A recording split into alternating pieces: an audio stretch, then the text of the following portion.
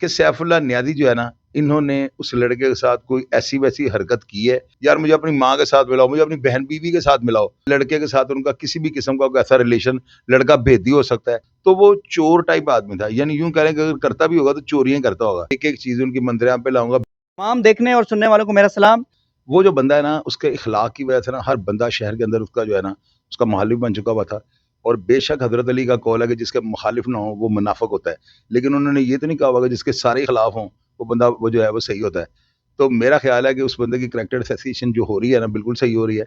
मेरे साथ उसका वास्ता पड़ा है और मैंने जो अल्फाज इस्तेमाल किए हैं, मेरा ख्याल है कि बंदा सुनने के बाद खौफ खा जाएगा कि कितना वक्त का जो है जबर इस एसएचओ जो है ना वो हाजिर ड्यूटी था और वो जिंदा था।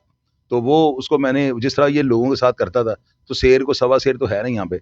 मैं कानून का जो है कानून को समझता हूँ, मेरी सारी फैमिली वकला से रिलेटेड है, इससे मेरे साथ बड़ी ज़्यादती की थी और मैंने तो उसको उसकी ज़िंदगी में माफ़ कर दिया, चूँकि वो यहाँ पे माफ़ी माँग गया था ना। ज़ुबान का इंतहाई गंदा था।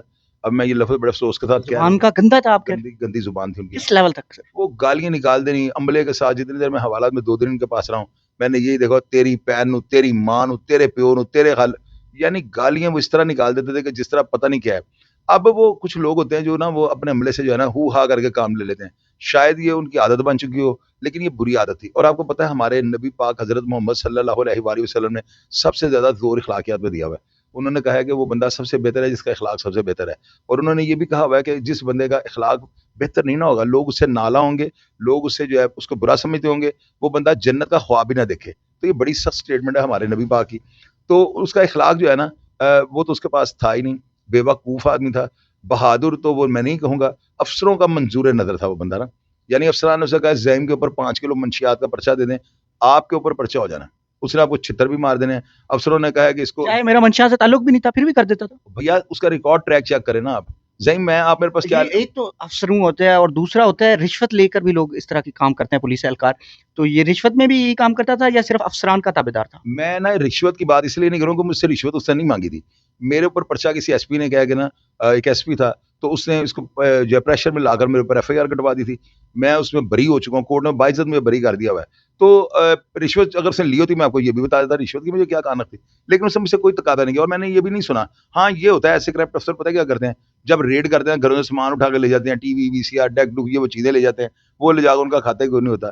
तो वो चोर टाइप आदमी था, यानी यूँ कह लें कि अगर करता भी होगा तो चोरियाँ करता होगा। वो डकैती मारने की हिम्मत रखने वाला नहीं था और वो अफ़सरों ने उसको ना बदमाश करके रखा हुआ था। ये महकमे का जो है ना, महकमा पुलिस का बदमाश पुलिस ऑफ़िसर था।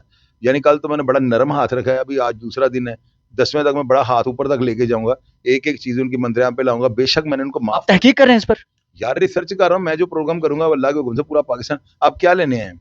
कोई नई खबर ही लेने आए हैं ना? क्यों आए हैं? इसकी वजह क्या है? क्या आपको क्योंकि पता आप तहकीक करते हैं इन चीज़ों पर। है आपको पता है कि मैं पूरी उसके ऊपर चढ़ के करूँगा और कि उस लड़के ने जो है ना, जिस तरह वो बयान दे रहा है ना, वो इनोसेंट है। इनोसेंट बंदा कत्ल नहीं कर सकता। क्या इसके लिए रिकॉर्ड होना ज़रूरी है कि आपके ऊपर 20 मुकदमा तब भी बंदा मार सकते हो? ये गैरत के नाम पे रियायत होती है, कोर्ट देती है। आप नामूस से रसालत वाले बंदे को मार दें, कोर्ट रियायत देती है। आप सेल्फ डिफेंस में मार दें, पुलिस आपको रियायत देती है। अदालत लड़के ने जो किया है, क्योंकि उस कैरेक्टर को मैं जानता हूँ ना। देखिए ज़हीम आपने खुद कहा, आपने मेरे प्रोग्राम्स देखे हैं और जिस तरह मैं बोल रहा हूँ, मुझे कोई बोल के दिखाया ना कि इतने टेढ़े हाँ, पाटे हाँ, पुलिस ऑफिसर की वो तैनाती के दौरान मैं बोल रहा हूँ। मैंने उसकी परवाह नहीं की। अभी वो मर चुका हुआ है, मेरे साथ वो कंप्रोमाइज़ करके मरा है। उसने यहाँ गेट से निकल के जितनी ज़ोर से मुझे सैल्यूट मारा ना, उसने जॉइनिंग से लेके आज तक किसी को नहीं मारा होगा। उसने मुझे कहा, "मुर चौधरी तुम मैंने लाटू घुमा छोड़ा।" और वो बड़ा यानी कि शर्मिंदा था बंदा। उसके मैंने कल 3 मैसेजेस लगाए मैं अपने प्रोग्राम के अंदर। मुझे वो कह रहा है, "लाला जी, मुड़ लाला जी, अब मैं इधर जज्जा जी दी कोर्ट च खड़ा, मुड़ लाला जी तुहाडा बेटा है।" यानी मुझे लाला जी के अलावा बुलाता नहीं था। सर ये मारने की मेन वजह सामने क्या आई है? आपने रिसर्च अभी किया होगा। तक जो है ना, अभी आगे मज़ीद मैं बताऊँ, मैं आपको इशारा दे देता हूँ। मुझे उसकी सारी फैमिली ने आके इंटरव्यू दे दिया है। उसकी वालिदा आई हैं, दादी आई हैं, वालिद आया है, बीवी आई है, 3 बहनें आई हैं। ये मुल्ज़िम की बात कर रहे हैं आप? मुल्ज़िम की बात कर रहा हूँ, अदील की। मैंने सारी फैमिली को मिल ली है, उनका प्रोग्राम मेरे चैनल पे अभी अपलोड हो चुका है या होने वाला है। आप उसको खोल के देख लीजिएगा। मैंने उनको पूरा पुनरुद्धार दिया, मैंने उनको बोलने ही नहीं दिया। मैंने सवाल टू द पॉइंट बातें की हैं। कुरेदा है, जिस तरह पुलिस तफ्तीश कर दिया, ग्लास पढ़, वो कर, ए कर। मैंने सोचने का टाइम नहीं दिया। यार मैं भी एक माशाल्लाह आईओ हूँ, इतने केस मैंने हैंडल किए हुए हैं। ये फैमिली जो है ना, अब इस फैमिली के अंदर 2 चीज़ें मुझे अभी नज़र आ रही है, खुदा ना खास्ता। एक तो मैं उन्हें बताने लगा हूँ आपके चैनल के तवज्जुह से, क्योंकि नई चीज़ आपको दे दूँ ना, मुझे लग रहा है कि सैफुल्लाह नियाज़ी जो है ना, इन्होंने उस लड़के के साथ कोई ऐसी-वैसी हरकत की है, ऐसी-वैसी कोई बात की है, जिसकी वजह से वो बच्चा बर्दाश्त नहीं कर सका। यानी वो अब क्या है, आपने इसका क्रॉस क्वेश्चन नहीं करना, मैं आपको जवाब नहीं दूंगा, पर आप मुझे सवाल ही ना करें। वो अभी इसके ऊपर मैं देख रहा हूँ।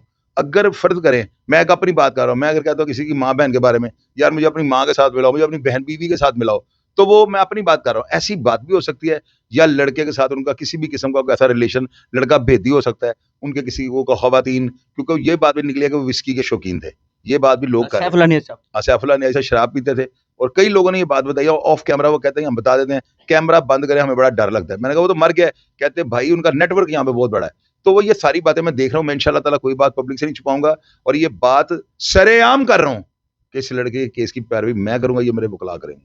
सर आपने जिस तरह कहा कि वो अफसरान की बड़ी वो करता था, 2 दिन पहले मैंने इन्हीं सैफुल्लाह नियाज़ी साहब को पंजाब असेंबली के अंदर देखा, और वहाँ एमपीज़ को झुक-झुक के और सर-सर करके मुलाकात कर रहे थे, बात कर रहे थे। मैंने तो समझा कोई अच्छे ऑफ़िसर हैं, तो ये लोगों के साथ अच्छा रवैया नहीं था इनका? इनको लोग झुक झुक के कर रहे नहीं, थे। ये लोगों को एमपीज़ और एमएनएस से मिल रहा था झुक-झुक के, यार पता क्या होता है, पंजाब असेंबली के अंदर। वो तो किसी बंदे का अपना स्टाइल है ना। मुझे भी यहाँ पे वो झुक के ही आया ना।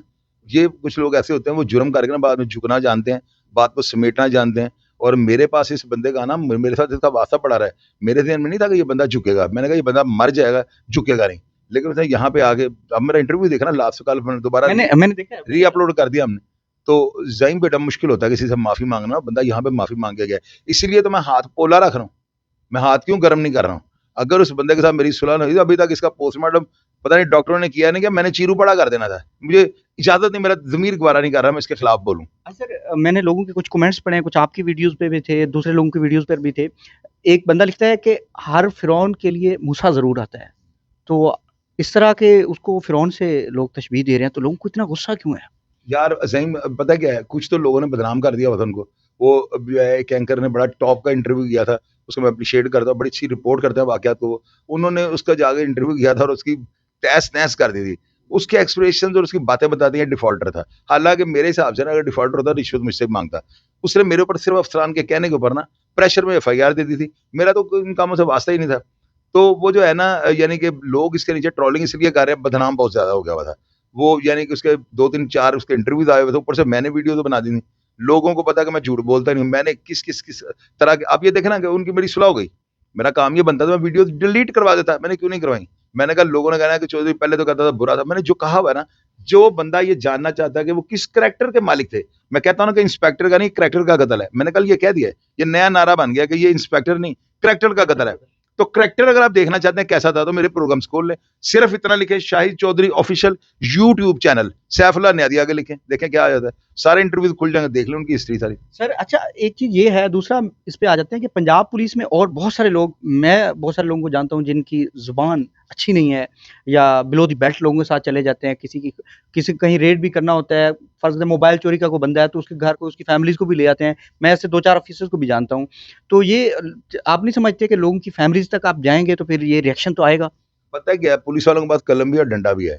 और ये डंडा जो होता है ना, डंडे का मतलब ये नहीं होता हर किसी को जिसमें फिट आता है उसको देते जाएँ। डंडे का मतलब ये होता है कि खौफ के लिए रखें। लोगों ने केज में शेर रखे हुए, सिर्फ डंडा हाथ में पकड़ के रखा होता है, शेर उनकी बात मानता है। डंडा इनके पास होता है ना, जो पुलिस वाले बदतमीज़ हैं, उनका हाल इन सैफुल्लाह नियाज़ी जैसा ही होगा।